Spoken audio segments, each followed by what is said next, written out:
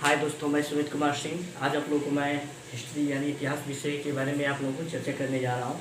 सबसे पहले मैं आप लोगों को ये बता दूँ, इसके पहले मैंने क्या बताया था 18वीं सदी के पूर्वार्ध के बारे में। जब 18वीं सदी के उत्तरार्ध के बारे में जब पढ़ाऊँगा तो आज का मेरा टॉपिक है मराठा युद्ध। समझ में आ रहा है? जो मराठा युद्ध कहाँ कहाँ कैसे कैसे हुआ था, इन सब चीज़ों के बारे में आप लोगों से चर्चा करूँगा। सबसे पहले मैंने आप लोगों को ये सब चीज़ों के बारे में बताया था कि 18वीं सदी के पूर्वार्ध में मैंने बहुत सी चीज़ों के बारे में मैंने बताया था। मैंने आप लोगों के सामने भी चर्चा किया था। सबसे पहले मैंने कि उत्तराधिकारी राज, विद्रोही राज, साम्राज्य से परिध के बाहर का राज्य। मैंने भी बताया था कि जब मुगल बादशाह औरंगजेब था 1707 में, उसकी क्या हुई, डेथ हो गई। उसके बाद से वो क्या हुआ, छोटे छोटे राज्यों में क्या हुआ, विखंडन हो गया। जैसे मान लीजिए कुछ उत्तराधिकारी राज्य आए, कुछ उसके विद्रोही राज्य आए, कुछ साम्राज्य के परिधि से क्या है, बाहर के राज्य आए। आई बात समझ में? जो साम्राज्य के परिधि से बाहर के राज्य आए, ये सब चीज़ों के बारे में मैंने चर्चा किया था। समझ में आ रहा है? उसके बाद से मैं आप लोगों को जो मराठा जो युद्ध जो मैं पढ़ाऊंगा, जिसे प्रथम आंग्ल मराठा, द्वितीय आंग्ल मराठा जो भी आएगा, इस सब चीज़ों के बारे में एक बार फिर आप लोगों को चर्चा करूंगा। जब उपनिवेशवाद के मैं वाणिज्यिक चरण में आप लोगों को ले चलूंगा। जब उपनिवेशवाद के किस चरण में, वाणिज्यिक चरण में। 3 चरणों में पूरी हिस्ट्री को मैं डिवाइड किया हूँ। पहला जो है वाणिज्यिक चरण है, उसके बाद से आ जाएगा औद्योगिक बाद में वित्तीय चरण में उसको क्या करूँगा, समाप्त कर दूंगा। कैसे कैसे, जैसे मान लीजिए उसमें जो आएगा कृषि का औद्योगिकरण के बारे में आप लोगों को बहुत अच्छी तरीके से मैं चर्चा करूंगा। सबसे पहले उसमें ये भी बताऊंगा कि अस्थायी बंदोबस्त, रैयतवाड़ी और महालवाड़ी के बारे में, इस सब चीज़ों के बारे में चर्चा करूंगा। एक सिस्टमैटिक ढंग से मैं आप लोगों को बहुत अच्छी तरीके से मैं टॉपिक को कवर करूंगा। आई बात समझ में? तो सबसे पहले मैं आप लोगों को मैं ये बता दूँ, सबसे पहले मराठा युद्ध के बारे में। मराठा युद्ध से पहले आप लोगों को ये जानना पड़ेगा, क्योंकि ये जो प्रथम आंग्ल जो मराठा युद्ध हुआ 1775 से 1782 ईस्वी के बीच हुआ था। कब हुआ था? 1775 से 1782 के बीच। लेकिन हम उसके पहले मैं नहीं चल रहा हूँ। समझ में आ रहा है? उधर शिवाजी की डेथ होती है, उधर क्या होता है, पानीपत का जो तीसरा युद्ध होता है। समझ में आ रहा है? वहाँ से मैं आप लोगों से मैं डिस्कस करूँगा। उसके बाद से मैं अपने टॉपिक को आगे बढ़ाऊँगा। जैसे जैसे क्या क्या हुआ, इस सब चीज़ों के बारे में आप लोगों को चर्चा करूँगा। समझ में आ रहा है? तो मैंने क्या क्या बताया था, उत्तराधिकारी राज, विद्रोही राज, साम्राज्य के परिधि से बाहर का। 3 चरण होंगे। कौन कौन से चरण होंगे? औद्योगिक चरण, वाणिज्यिक चरण, और एक चरण और होगा मेरा वित्तीय चरण होगा। इन 3 चरणों में डिवाइड करके मैं आप लोगों को पूरी हिस्ट्री को समाप्त करूंगा। आई बात समझ में? जैसे आप लोग इसे इकोनॉमिक्स का जो टॉपिक है, इसमें इकोनॉमिक्स भी आपका पोर्शन बहुत अच्छी हो जाएगा। उसके बाद चार्टर वगैरह जो भी आएगा, इसमें मैं आप लोगों को चर्चा करूंगा। आई बात समझ में? तो सबसे पहले मेरा जो आंग्ल मराठा, इससे पहले मैं पानीपत की तरफ मैं आप लोगों को ले चल रहा हूँ। समझ में? अमासा अब्दाली का नाम आप लोगों ने सुना होगा। अमासा अब्दाली 1761 का जो युद्ध हुआ था, अफगान और मराठों के बीच हुआ था। आई बात समझ में? अब देखिए, जो अफगान और मराठों के बीच युद्ध हुआ था, ये 18वीं सदी का। समझ में आ रहा है? ये 18वीं सदी के बहुत अहम जो युद्ध हुआ था। समझ में आ रहा है? लेकिन एक तरफ से मुगल बादशाह का क्या धीरे धीरे पतन हो गया, जिसमें उसमें शाह आलम लोधी थे, आप लोगों को पता होगा। जब ये मुगल बादशाह धीरे धीरे क्या हो गया, साम्राज्य क्या हो गया, धीरे धीरे क्या हो गया, टूट गया था, नाम मात्र क्या रह गया था। इसमें मुगल साम्राज्य का कोई हाथ नहीं था। किसका? मुगल साम्राज्य का क्या था, कोई हाथ नहीं। केवल ये तीसरे जो इधर से मराठा, उधर से क्या अफगान, दोनों में क्या होता है, ये युद्ध हुआ था। समझ में आ रहा है? अब देखिए, जो पानीपत के तृतीय युद्ध में यह निर्णय नहीं कर पाया कि किसका साम्राज्य रहेगा, कौन यहाँ का क्या बनेगा, यहाँ का जो एम्पायर बनेगा। समझ में आ रहा है?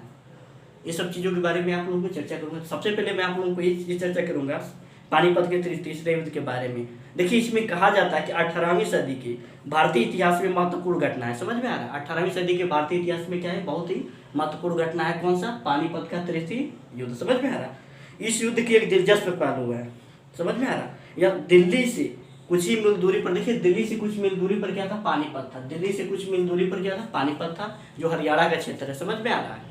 अब हमेशा ये युद्ध क्या होता, ये युद्ध क्या था, निर्णायक युद्ध होते थे पानीपत के। क्योंकि देखिए, पानीपत के युद्ध से ही मान लीजिए ये पता चलता था कि दिल्ली दरबार या दिल्ली साम्राज्य भी, पूरी भारत पर किसका वर्चस्व होना चाहिए। आई बात समझ में?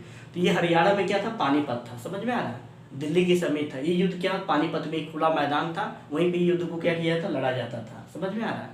अब इसमें ये देखिए क्या होता है, कुछ मील दूरी पर क्या होता है, ये युद्ध क्या होता है, घटित हुआ था। लेकिन इसमें देखिए, इसमें क्या है, जब आक्रमणकारी सेना दिल्ली में क्या करती है, प्रवेश करने का प्रयास करती है। जब आक्रमणकारी सेना क्या करती है, दिल्ली में क्या करती है, प्रवेश करने के क्या करती है, प्रयास करती है। समझ में आ रहा है? जब ये प्रवेश करने का जब क्या करेगी, प्रयास करेगी, वही भूमिका नहीं। ठीक। अब देखिए, वहाँ पे जब दिल्ली में जो प्रवेश करने का प्रयास करेगी, सबसे पहले उसको, जैसे मैं आप लोगों को यूनान और ये सब चीज़ों के बारे में बताऊंगा, सिकंदर वगैरह जो कैसे कैसे लोग, क्या क्या कैसे कैसे वो लोग आए थे। तो सबसे पहले वो प्रवेश द्वार था। क्या था वो? सबसे पहले प्रवेश द्वार था। हरियाणा से होते तब क्या करना, दिल्ली में वो क्या करते थे, प्रवेश करते थे। आई बात समझ में? तो मैंने आप लोगों को बताया था कि उत्तर पश्चिम में क्या था, सुलेमान किरसर की पहाड़ी। उसके बाद से मैंने आप लोग उधर में चर्चा किया था, खैबर दर्रा होते हुए यूनान भी सबसे पहले वहीं से जो आए थे, आक्रमण किए थे। समझ में आ रहा? डेलियस वगैरह जो भी आए थे वो सब क्या कहते उसी रास्ते से आए थे। तो ये क्या था? प्रवेश द्वार था। क्या था? पानीपत। तो हरियाणा होते पानीपत होते क्या करते, दिल्ली में वो क्या करते थे, प्रवेश करते थे। आई बात समझ में? इन सब चीज़ों के बारे में नहीं, पानीपत का जो मैंने थर्ड बैटल, इसके बारे में नहीं आप लोगों को 1767 में अहमद शाह अब्दाली थे। और उसके बाद से उसमें जो एक थे सदाशिव राव थे, उनके नेतृत्व में, सदाशिव राव के नेतृत्व में क्या मराठा सेना क्या हो गई, खड़ा हो गई। समझ में आ रहा है? सदाशिव राव के नेतृत्व में। और इधर अहमद शाह अब्दाली के दोनों के बीच में क्या भीषण युद्ध हुआ। समझ में आ रहा? भयानक युद्ध हुआ। और उस युद्ध के बाद देखिए हुआ क्या इसमें 1767, उस युद्ध के बाद क्या हुआ, अब पानीपत के तीसरे उसे यह सिद्ध नहीं कर पाया भारत पे कौन शासन करने जा रहा है, बल्कि उसने यह सिद्ध कर दिया भारत पर कौन शासन नहीं करेगा। समझ में आ रहा? इसमें यह सिद्ध हुआ क्योंकि ये लड़ाई क्या होती, बहुत ही निर्णायक हुई थी। आई बात समझ में? अब मैं मराठा बारे में मैं आप लोगों को बात करूंगा, क्योंकि कुछ उसके बाद से क्या हुआ, शिवाजी का उद्भव हुआ। शिवाजी के बारे में आप लोगों को बताऊंगा, पुरंदर का किला, ये सब चीज़ों के बारे में मैंने आप लोगों को पहले चर्चा कर चुका हूँ। समझ में? उनके दरबार में अष्टप्रधान, ये सब चीज़ों के बारे में, कौरव स्वदेश मुखी जैसे ये सब चीज़ों के बारे में मैंने उधर पहले चर्चा किया था। बंगाल के बारे में मैंने डिटेल में चर्चा किया था, हैदराबाद के बारे में चर्चा किया था, इन सब चीज़ों के बारे में चर्चा किया था। आज का क्या है, मराठा के बारे में। तो मैं मराठा के बारे में आप लोगों को चर्चा कर दे रहा हूँ। समझ में आ रहा है? मराठा साम्राज्य के बारे में आज मैं आप लोगों को बता दे रहा हूँ। तो सबसे पहले इसमें देखिए, मराठा साम्राज्य था मुगल और दक्कन राज्यों से संघर्ष कर मराठा और शिवाजी के अंतर्गत स्वतंत्र राज्य की स्थापना हुई। क्या हुआ था? मुगल और दक्कन राज्यों के बीच क्या हुआ, संघर्ष चल रहा था। उसी बीच मराठा साम्राज्य क्या हुआ, उद्भव हुआ, जो शिवाजी के अंतर्गत आता था। समझ में आ रहा है? क्या हुआ था? मुगल और दक्कन राज्यों के बीच क्या हुआ था, परस्पर संघर्ष चलता था। उसी के बीच क्या हुआ, मराठों ने शिवाजी के अंतर्गत क्या हुआ, एक स्वतंत्र राज्य की स्थापना की। समझ में आ रहा है? जब ये स्वतंत्र राज्य की जो स्थापना हुआ, मैं आप लोगों को बता दूं, साम्राज्य के सबसे प्रमुख चुनौती दी गई शिवाजी के मृत्यु के बाद। देखिए, जब शिवाजी की मृत्यु के बाद क्या हो, मैंने आप लोगों को ये भी बताया था, औरंगजेब और शिवाजी के बीच कुछ झड़प हुआ था। ये सब चीज़ों के बारे में मैंने आप लोगों को चर्चा किया था। तो ये क्या हुआ, जब शिवाजी की जब मृत्यु हुई तो औरंगजेब ने क्या किया, दक्षिण अभियान किया। औरंगजेब ने क्या किया था, दक्षिण अभियान किया था। औरंगजेब ने क्या किया था, दक्षिण अभियान किया था। अभियान कर दक्षिण के मराठा राज्यों को क्या किया, जीत लिया था। दक्षिण के जितने भी मराठा राज्य थे उनको क्या किया था, जीत लिया था औरंगजेब ने। क्योंकि इधर शिवाजी की मृत्यु हो गई और उसके बाद से क्या किया, औरंगजेब अपना प्रसार करता रहा। औरंगजेब अपना क्या किया, प्रसार धीरे धीरे क्या किया, बढ़ाता रहा। समझ में आ रहा? अब देखिए इसमें हुआ क्या, अभियान जीत लिया। अब देखिए आगे औरंगजेब की मृत्यु के बाद, जब क्योंकि बाद में जैसे शिवाजी मरे तो औरंगजेब हावी हो गया। उसके बाद जब औरंगजेब मर गया, क्या हुआ, औरंगजेब क्या हुआ, मर गया। अब औरंगजेब जब क्या हुआ, मृत्यु के बाद अब छत्रपति साहू जी के अंतर्गत मराठा शक्ति एक बार फिर क्या हुई, पुनर्जीवित हो गई। मराठा शक्ति क्या हो गई, एक बार फिर क्या हो गई, पुनर्जीवित हो गई। आई बात समझ में? किसके मरने के बाद, औरंगजेब के मरने के बाद साहू जी के नेतृत्व में, छत्रपति साहू जी के नेतृत्व में क्या हो गई, फिर एक बार क्या हो गई, मराठा साम्राज्य पुनर्जीवित हो गई। आई बात समझ में? पेशवाओं के अधीन मराठा राज्यों का साम्राज्य का रूप ले लिया। अब देखिए, जो पेशवाओं के अधीन जो मराठा साम्राज्य क्या किया, अपना एक रूप ले लिया। मैंने आप लोगों को ये भी चर्चा करूंगा, सबसे पहले शिवाजी थे, तब संभाजी आए, तब राजा राम आए, तब शिवाजी देखी, तब साहू जी।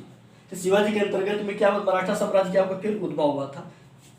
अब देखिए यहाँ साहू जी के बाद, यहाँ पे क्या हुआ, साहू जी के बाद इस क्योंकि क्या छत्रपति पद क्या हो जाएगा, समाप्त हो जाएगा। क्या हो जाएगा, छत्रपति पद समाप्त हो जाएगा। क्या हो जाएगा, पेशवा हो जाएगा। तो सबसे पहले मैं आप लोग बालाजी विश्वनाथ जो सबसे पहला पेशवा था, बालाजी विश्वनाथ। समझ में आ रहा है? और बालाजी विश्वनाथ के बाद बाजीराव आया। समझ में आ रहा है?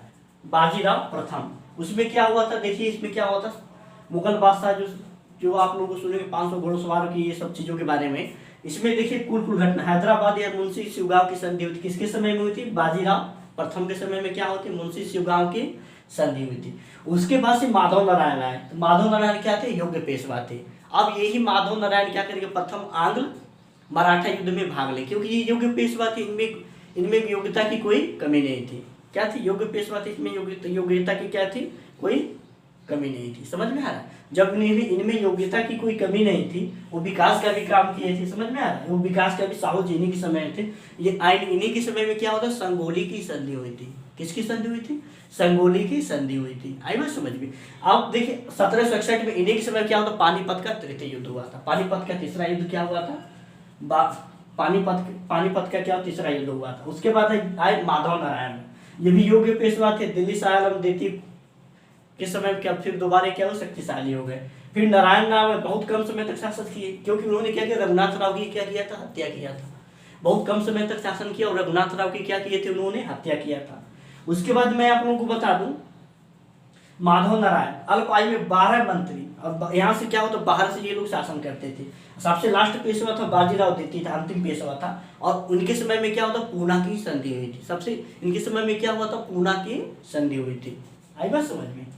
और देखिए उनको क्या कि बाजीराव द्वितीय को क्या कहा गया कि आप अब अपना मराठा साम्राज्य को छोड़ दीजिए और आपको मैं पेंशन दे रहा हूँ। पेंशन का प्रस्ताव क्या किए थे, ब्रिटिश वालों ने रखा था। और इसी पेंशन के प्रस्ताव से उनको क्या किया गया था, पूना से क्या किया, कानपुर भेज दिया गया।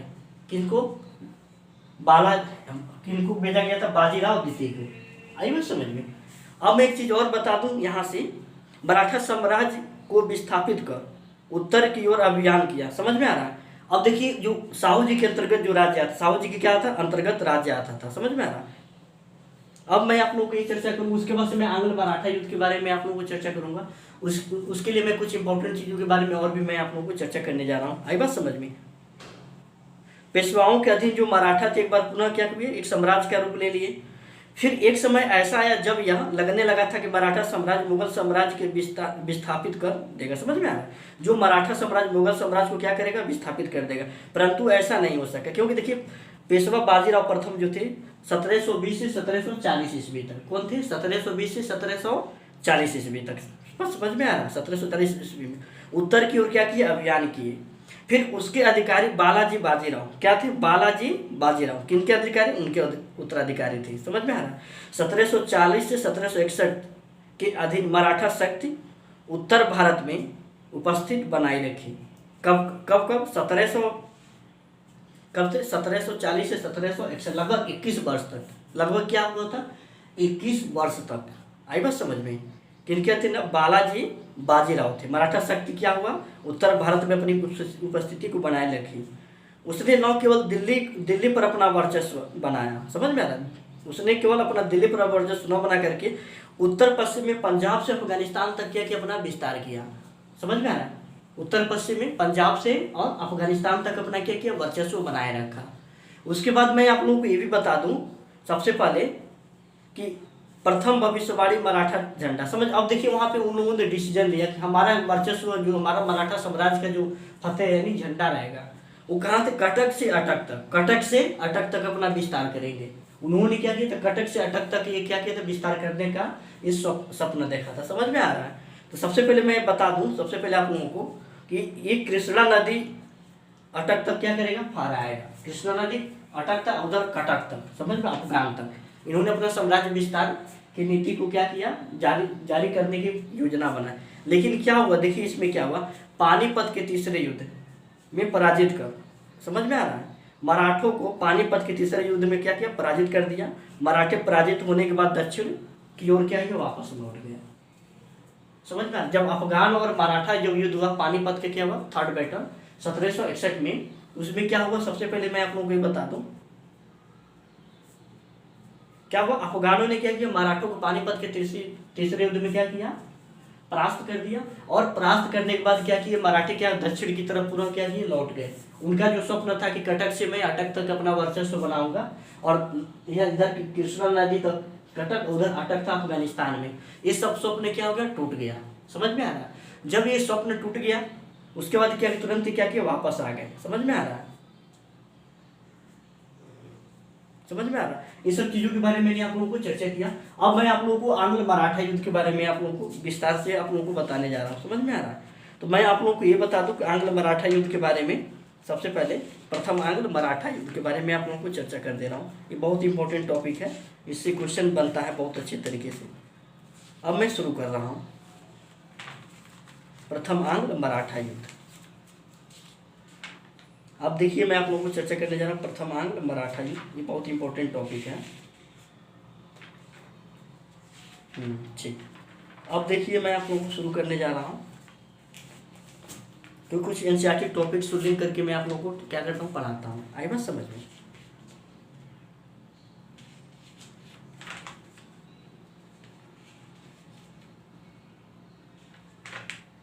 ठीक।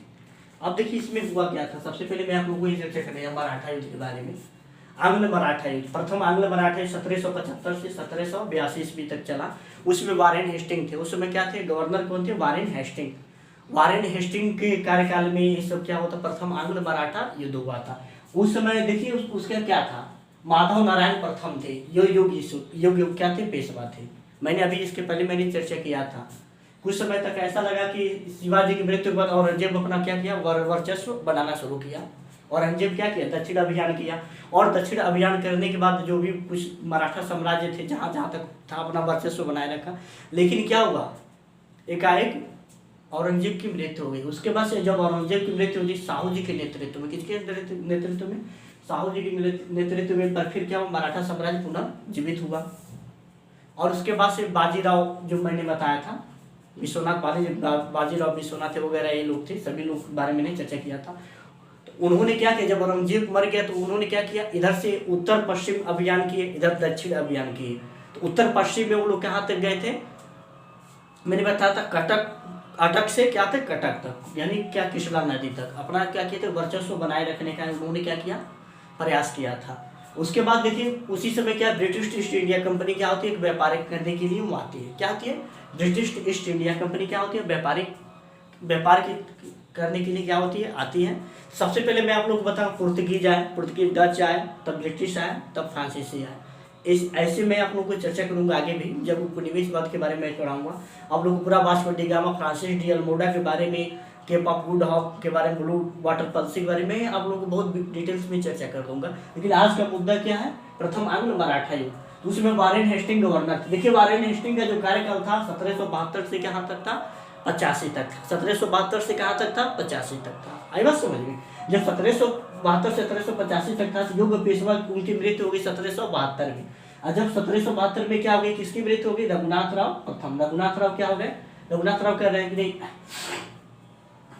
माधव नारायण प्रथम की क्या हो गई, डेथ हो गई 1772 में। उसके बाद जो नेक्स्ट शासक जो बने रघुनाथ राव बने। नेक्स्ट शासक कौन बने, रघुनाथ राव बने।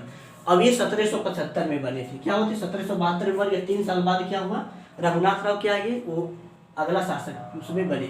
अब मुद्दा ये था कि मुंबई के पास जो समुद्री इलाका था, मुंबई के पास क्या था, समुद्री इलाका था। मैंने आप लोगों को बताया था मुंबई के पास समुद्री इलाका, व्यापारी बहुत अच्छा होते थे। क्या होते, व्यापार बहुत अच्छा, कपास वगैरह ये सब की खेती वहाँ पे अच्छी होती थी।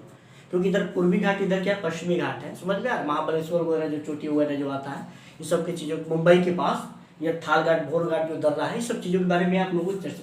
तो ये देखिए रघुनाथ, जो मुंबई के पास जो इलाका था, मुंबई के पास समुद्री इलाका था, समझ में, एक तरह से व्यापारिक मार्ग भी था। उसके नीचे मालाबार तट वगैरह जो था, मालाबार तट था, जो आया था, क्योंकि ये समुद्री के जो पास के इलाके थे, व्यापारी करने के लिए बहुत सक्षम थे। और यहाँ पे कपास वगैरह की क्या होते, अधिकता होती थी, काली मिर्च वगैरह जो भी चीज़ें होता था, ये सब चीज़ों के बारे में अच्छी उसमें क्या होती, फसल होती थी। तो उसमें हुआ क्या, सबसे पहले जो रघुनाथ राव जो थे, समझ में, रघुनाथ राव उसमें शासक बने 1775 में। मुद्दा था बम्बई के पास का समुद्री इलाका। अब देखिए वहां पे क्या युद्ध तो हुआ, लेकिन बाद में 1775 में क्या, सूरत की संधि हो गई। किसकी संधि हो गई, सूरत की संधि हो गई 1775 में। उसके बाद फिर एक 2 संधियां, एक 1775 में हुई सूरत की संधि, और एक 1776 में पुरंदर की संधि, 2 संधियां हुई। उसके बाद से तेलंगाना की लड़ाई छिड़ गया। जब तेलंगाना की लड़ाई छिड़ा तो बड़गांव की संधि हुई। जब तेलंगाना की लड़ाई छिड़ा तो क्या हुई, बड़गांव की संधि हो गई। आई बात समझ में? मैं आप लोगों को जब एनसीईआरटी और ये सब चीज़ों से जब विस्तृत पढ़ाऊंगा तो ये तो 60 नोट्स हैं। क्या है, 60 नोट्स हैं, prelims of point of view से इंपॉर्टेंट है। और उसके बाद से जब मैं आप लोगों को जब एकदम विस्तार से, जब मैं और भी विस्तार से मैप के अकॉर्डिंग भी आप लोगों को हिस्ट्री पढ़ाऊंगा। ये तो 60 नोट्स से 60 नोट्स के अकॉर्डिंग मैं आप लोगों को पढ़ा रहा हूँ विस्तृत, समझ में आ रहा है। जब मैं अब मैप के अकॉर्डिंग पढ़ाऊंगा तो मैं मैप बनाऊंगा, उसके बाद मैप के अकॉर्डिंग मैं फारस की खाड़ी, मलक्का, जो भी चीज़ आएगा अच्छी अच्छी चीज़ों के बारे में, मैं बंदरगाह कैसे कैसे क्या क्या, उत्तरांतरिक अफ्रीका से कैसे कैसे कौन कौन कैसे कैसे आया, तीन मार्ग थे, कुछ दुनिया का पतन हुआ, इस सब चीज़ों के बारे में आप लोगों को डिटेल्स में चर्चा करूंगा। आई बात समझ में। तो सबसे पहले क्या हुआ, तेलंगाना की लड़ाई। तो तेलंगाना की लड़ाई में क्या, बड़गांव की संधि हो गई। तेलंगाना की लड़ाई में क्या है, बड़गांव की संधि हो गई। अब देखिए वहां पे क्या, फिर तीसरा महाजी सिंधिया के तहत हुआ। ये सब मैं प्रथम आंग्ल मराठा में पढ़ा, क्योंकि यहाँ से क्वेश्चन बनना ही बनना है। क्योंकि प्रथम आंग्ल मराठा में कौन थे, देखिए तीन चरणों में इसको डिवाइड किया गया।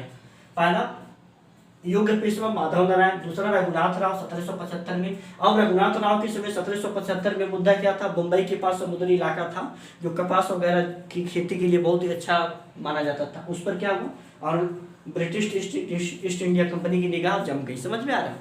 वो अपना उस पहाड़ी पर अपना क्या कर रहे थे, जो पहाड़ी इलाका था ना, जो समुद्री इलाका था, वो अपना वर्चस्व बनाने के लिए क्या किया, ये लड़ाई लड़ा। इसमें 2 संधियां हुई। 1775 में क्या हुआ, सूरत की संधि। 1776 में क्या हुआ, पुरंदर की संधि। उसके बाद से बड़गांव की 3 संधियां किसमें हुई हैं, मैं आप लोग रघुनाथ राव के समय 3 संधियां किसमें हुई, रघुनाथ राव के समय। उसके बाद 1780 में आई महाजी सिंधिया। अब ये महाजी सिंधिया के बारे में आप लोगों को चर्चा कर रहा हूँ। अब देखिए यहाँ पे 1782 ईस्वी में क्या हुआ, सालाबाई की संधि। पूछता है सालाबाई की संधि कब, 1782 ईस्वी में। अब किसके समय का भी, महाजी सिंधिया के समय में हुई थी। समझ में आ रहा है। अब देखिए क्या हुआ था, सालाबाई की संधि के तहत जो मराठे और कंपनियों के बीच 20 वर्षों के लिए क्या हो गया, शांति कायम हो गया। 20 वर्षों के लिए क्या हो, शांति। ये नहीं 20 वर्षों की शांति कायम हो जिस संधि के तहत। समझ में आ रहा है। सालाबाई की संधि के साथ पूछेगा 1700 क्या हुआ था, 82 में हुआ था। 20 वर्षों तक कोई वाद विवाद नहीं हुआ। समझ में आ रहा है। उसके बाद शुरू हुआ द्वितीय आंग्ल मराठा युद्ध। क्या हुआ, द्वितीय आंग्ल मराठा युद्ध। मैंने आप लोगों को बताया, प्रथम आंग्ल मराठा युद्ध मैंने बताया 1775 से 1782 तक। जो वारेन हेस्टिंग जो आए गवर्नर थे 1772 से 1785 तक थी। समझ में आ रहा है। उसके बाद योग पेशवा माधव नारायण। योग पेशवा कौन थे, माधव नारायण थे। उनकी मृत्यु 1772 ईस्वी में हो गई। माधव नारायण के समय कोई संधियां नहीं हुई थी। इनका कार्यकाल 61 से 72 तक था। 61 से 72 तक था। अब 75 तक किसका काल था, वारेन हेस्टिंग का था। समझ में आ रहा है। 75 तक किसका था, वारेन हेस्टिंग का था। आई बात समझ में। उसके बाद से मैंने बताया रघुनाथ राव 1775 में 2 संधियां, सूरत की संधि हुई, सूरत की संधि, पुरंदर की संधि, बड़गांव की संधि हुई। समझ में आ रहा है। उसके बाद महाजी सिंधिया के समय सालाबाई की संधि और 20 वर्षों तक क्या किया गया, मराठा और ब्रिटिश ईस्ट इंडिया कंपनी के बीच क्या किया, शांति कायम किया गया। समझ में आ रहा है। अब उसके बाद द्वितीय आंग्ल मराठा युद्ध हुआ। द्वितीय आंग्ल मराठा 1803 से 1805 तक होगा। 1803 से क्या होगा, 1805 तक होगा। क्या हुआ, द्वितीय आंग्ल मराठा युद्ध। अब इस युद्ध में होगा क्या, मैं आप लोगों को बता दूं। देखिए पेशवा बाजीराव द्वितीय थे 1802 में। देखिए जो पेशवा बाजीराव द्वितीय थे, यशवंत होलकर से क्या हो गए, पराजित हो गए। जो पेशवा थे बाजीराव द्वितीय क्या हो गए, यशवंत होलकर से पराजित हो गए। और ये क्या कि ब्रिटिश ईस्ट इंडिया कंपनी के क्या किए, सहारा लिए। ब्रिटिश ईस्ट इंडिया कंपनी के क्या लिए, वो सहारा लिए। समझ में आ रहा है। और 31 दिसंबर 1802 में क्या हुआ, बसेन की संधि हो गई। और ये बसेन की संधि उसके बाद फिर दोबारा 1803 में अंग्रेजों ने भोसले को क्या किया, पराजित कर दिया। अंग्रेजों ने क्या किया, भोसले को क्या किया, पराजित कर दिया। और देवगांव की संधि कर लिया। और क्या किया, देवगांव की संधि कर लिया। कब किया, 17 दिसंबर 1803। और 1802 में बसेन की संधि हुई और 1803 में क्या, देवगांव की संधि हुई। 2 संधियां इसमें हुई थी और 2 संधियां इधर से हुई थी, बाजीराव द्वितीय। समझ में आ रहा है। यशवंत होलकर को क्या किया, पराजित किए। उसके बाद हमारा इसके बाद जो मेन मुद्दा है 30 दिसंबर 1803। 30 दिसंबर क्या हुआ, 1803 में हुआ क्या, इस संधि के तहत क्या हुआ, अंग्रेजों को गंगा यमुना का मध्य राज्य क्या समर्पित हो गया। कब हुआ, जब इस संधि के तहत, किसकी संधि के तहत, बसेन की जो संधि हुई। अब देखिए 30 दिसंबर 1803 में हुआ क्या, इस क्या हुआ, गंगा यमुना का मध्य जो सारा जो क्षेत्र था वो क्या हो गया, ब्रिटिश ईस्ट इंडिया कंपनी को क्या किया, वो लोग समर्पित कर दिए। कब, 1803 में। उसके बाद से देखिए 1805 में हुआ, 1805 में लॉर्ड वेलेस्ली को क्या किया, वापस। उस समय लॉर्ड वेलेस्ली आ गया था, वारेन हेस्टिंग उधर क्या हो, लॉर्ड वेलेस्ली आ गया था। समझ में आ रहा है। 1805 में वापस बुला लिया गया। उसके बाद फिर 24 दिसंबर 1805 में क्या हुआ, जॉर्ज बार्लो क्या हुआ, नया गवर्नर बन गया। जॉर्ज बार्लो नया गवर्नर जनरल नियुक्त हुआ। और उसके समय में राजपुर घाट की संधि, किसकी संधि हुई, राजपुर घाट की संधि हुई। आई बात समझ में। जो राजपुर घाट की जब संधि हुई, उसके बाद से मैंने बताया तृतीय आंग्ल मराठा युद्ध। जो तृतीय आंग्ल मराठा 1817 के आसपास का समय काल है। और पेशवा ब्रिटिश शासन को उखाड़ फेंकना चाहते थे। समझ में आ रहा है? जो पेशवा थे सभी लोग सोचा मिलकर के हम क्या करें, ब्रिटिश शासन को क्या करें, उखाड़ फेंकें। उसके बाद हुआ क्या, पूना में पेशवा, नागपुर में भोसले और इंदौर में होलकर, क्या कि तीनों ने क्या किया, उसको कहा कि इन लोगों ने सोचा कि क्या हम क्या करें, ब्रिटिश साम्राज्य को उखाड़ फेंकें, लेकिन क्या हुए, असफल रहे। मैंने यहाँ तक बताया प्रथम आंग्ल मराठा युद्ध, द्वितीय आंग्ल मराठा युद्ध, तृतीय आंग्ल मराठा युद्ध के बारे में मैंने आप लोगों को चर्चा किया। मैंने प्रथम आंग्ल मराठा युद्ध के बारे में मैंने आप लोगों को चर्चा किया। मैंने बताया माधव नारायण प्रथम थे, 1772 से 1761 तक अपना क्या किए रहे। समझ में आ रहा, इनके कार्यकाल में कोई संधि तो हुई नहीं, और उनके कारण गवर्नर जनरल था 1772 से 1785 तक रहा, कौन, वारेन हेस्टिंग। उसके बाद मैंने आप लोगों को बताया कि नेक्स्ट जो होंगे वो होंगे रघुनाथ राव 1775 में। तो रघुनाथ राव में क्या था, मुंबई के पास इलाका था जो कपास की वगैरह की क्या होती थी, खेती वगैरह होती, उसमें कपास ब्रिटिश में मांग थी ज़्यादा। समझ में आ रहा है? तो सबसे पहले उसमें दो संधियाँ हुई। 1775 में क्या हुई, सूरत की संधि हुई। 1776 में पुरंदर की संधि। पुरंदर के किले के बारे में आप लोग आगे जो शिवाजी के समय में उस समय भी हुआ था। इसमें पुरंदर की क्या संधि हुई, तेलंगाना लड़ाई के बाद बड़गांव की संधि। 3 संधियाँ इसमें हुई थी, किसमें, रघुनाथ राव के समय में। किसके समय में, रघुनाथ राव के समय। कौन कौन से समय में, सूरत की संधि, पुरंदर की संधि और बड़गांव की संधि। बड़गांव की संधि कभी तेलंगाना की लड़ाई में। समझ में आ रहा है? उसके बाद 1780 में महाजी सिंधिया के बारे में आप लोग सुनेंगे। तो महाजी सिंधिया के समय में क्या हुआ, 1882 में सालाबाई की संधि हुई और मराठे और कंपनी के बीच क्या हुआ, 20 वर्षों तक शांति कायम का प्रस्ताव रखा गया। समझ में आ रहा है? शांति कायम में क्या रहेगा, प्रस्ताव रखा गया। अब आगे मैं आप लोग 20 वर्षों तक। द्वितीय आंग्ल मराठा युद्ध में क्या हुआ, पेशवा बाजीराव जो द्वितीय था यशवंत होलकर से पराजित हो गया। पेशवा बाजीराव द्वितीय क्या हुआ, यशवंत होलकर से पराजित हो गया, और पराजित होने ब्रिटिश ईस्ट इंडिया कंपनी में क्या किया, अपना शरण ले लिया। अब उसमें देखिए 31 दिसंबर 1802 में क्या हुआ, बचिन की संधि हुई, और 17 दिसंबर 1803 में अंग्रेजों ने क्या किया, भोसले को पराजित कर दिया और देवगांव की संधि कर ली। क्या किया, देवगांव की संधि कर ली। उसके बाद आप लोगों को मैंने बताया 30 दिसंबर 1803 में इस संधि की तरह अंग्रेजों ने क्या किया, गंगा यमुना के बीच का जो मध्य क्षेत्र था क्या किया, वो क्या किए, मराठों ने क्या किया, ब्रिटिश को क्या किया, समर्पित कर दिया। उसके बाद मैंने बताया कि 1805 में लॉर्ड विलेजबी आए। उसके बाद मैंने बताया 24 दिसंबर 1805 में जॉर्ज बालोग नया गवर्नर जनरल नियुक्त हुए। उनके समय में राजपुर घाट की संधि। पूछता है राजपुर घाट की संधि कब हुई, तो मैं आप लोगों को आसानी से बता सकते हैं। अब मराठा युद्ध 1817 में मैंने बताया था, पूना से पेशवा, इंदौर से मैंने बताया था, नागपुर से भोसले, इंदौर से होलकर। समझ में आ रहा है? तीनों ने मिलकर क्या किया था, मराठा साम्राज्य को उखाड़ फेंकना चाहता था। समझ में आ रहा है? इस तरह से मैंने तीनों संधियों के मैंने अच्छी तरीके से मैंने तीनों युद्ध की, प्रथम आंग्ल मराठा, समझ, द्वितीय आंग्ल मराठा और तृतीय आंग्ल मराठा को मैंने कंप्लीट किया। और यहाँ से मैं इस टॉपिक को समाप्त करता हूँ। थैंक यू, जय हिंद, जय। नेक्स्ट टॉपिक में आप लोगों से फिर मिलूंगा।